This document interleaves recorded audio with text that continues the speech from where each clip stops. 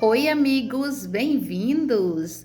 O tema de hoje que eu quero trazer para vocês aqui é um tema assim muito falado e eu acredito e quero que vocês absorvam muitas coisas positivas aqui para a vida de vocês, para a família de vocês, porque é plano e propósito de Deus, né? Querer ver a gente bem e bem, né? De verdade. Aqui, de acordo com Gênesis 1, 26 e 27,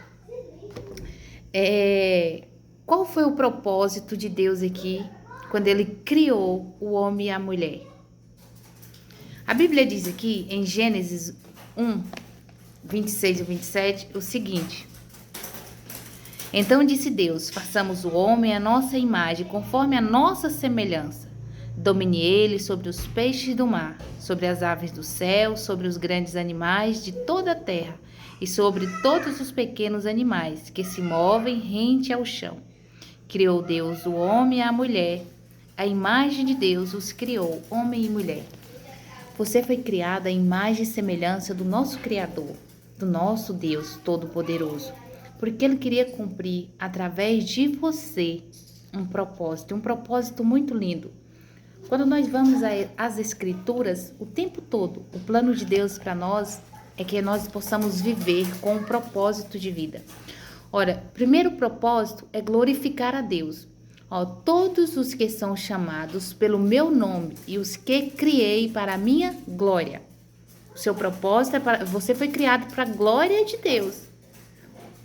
Você foi projetada com esse propósito. Isso você vai encontrar lá em Isaías 43, 7. O propósito principal de todo ser humano é glorificar a Deus.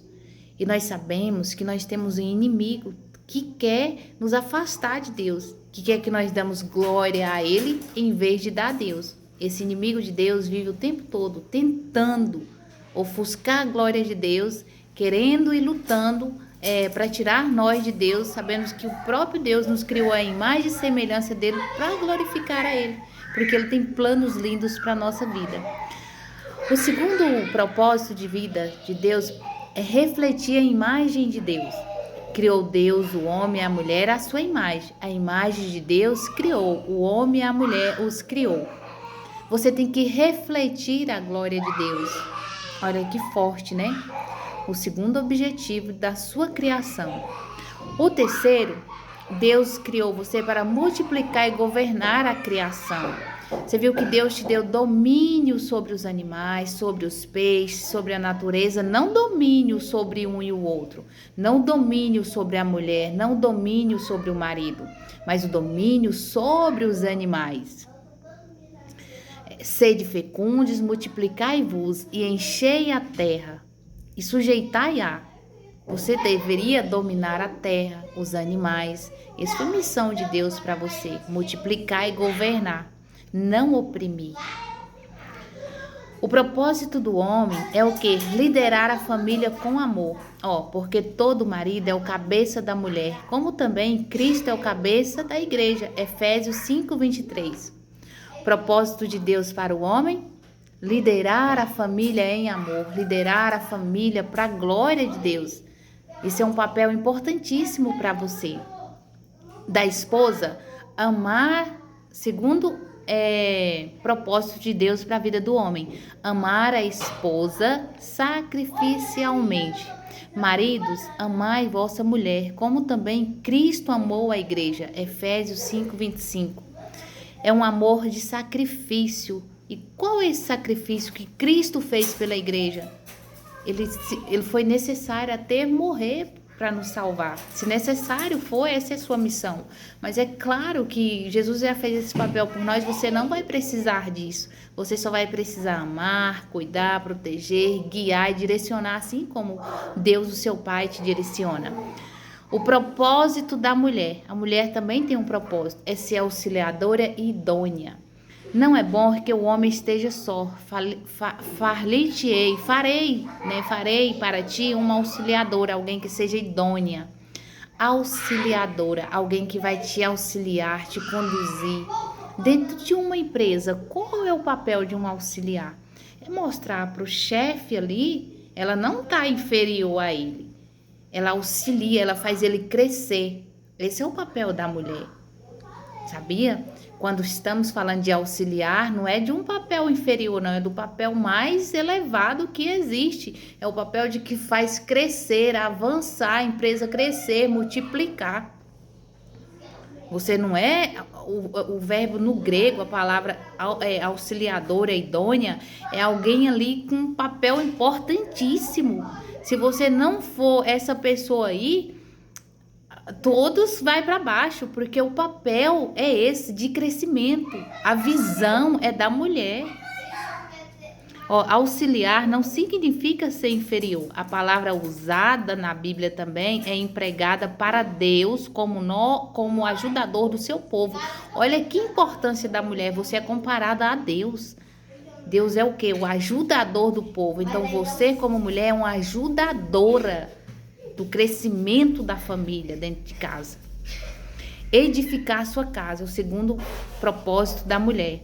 A mulher sábia edifica o seu lar. Nós encontramos lá em Provérbios 14:1. A mulher tem um papel fundamental na construção espiritual e emocional da família. E qual é o propósito do casamento? A unidade, vocês dois são um só. Por isso deixará o homem, pai e mãe, e se unirá à sua mulher, e serão ambos uma só carne. Gênesis 2:24. Unidade, companheirismo, melhor é serem dois do que um. Eclesiastes 4:9 e 10. Sozinho ou sozinha você chega em algum lugar, mas juntos, unidos, vocês chegam muito mais, vai muito além, vai além dos limites que a gente possa imaginar. E qual é o outro papel, o propósito do casamento? Refletir Cristo e a igreja. É forte, né? Esse é o papel do casamento, refletir Jesus, refletir a Cristo e a igreja. Grande e misterioso, digno, porém a respeito de Cristo e da igreja. Efésios 5:32. Então é uma missão importantíssima do casal, refletir a Deus, refletir a Jesus Cristo. Porque quando você maltrata um ao outro, quem você está refletindo? Jesus que não é.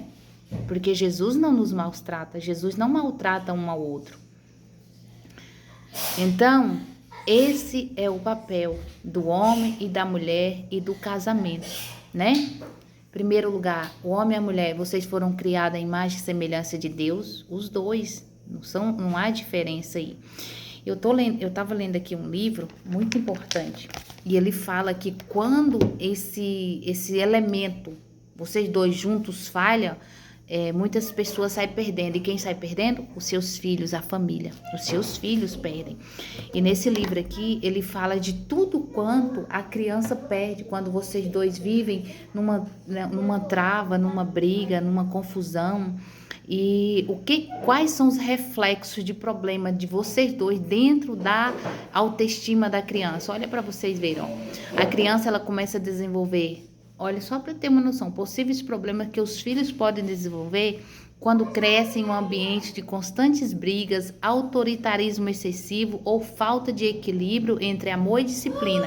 A mãe tem que ser mais amor, o pai disciplina, né? Para que essa criança tenha equilíbrio dentro desse lar, dessa família.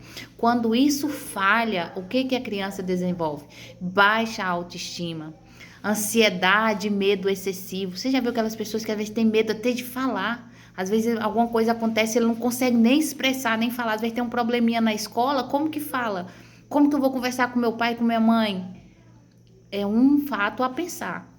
Insegurança emocional é uma criança que ela não tem uma emoção forte, ela é instável emocionalmente, ou ela é agressiva, ou é brigona, ou é acanhada, ela não tem estabilidade emocional, ela não tem um equilíbrio emocional.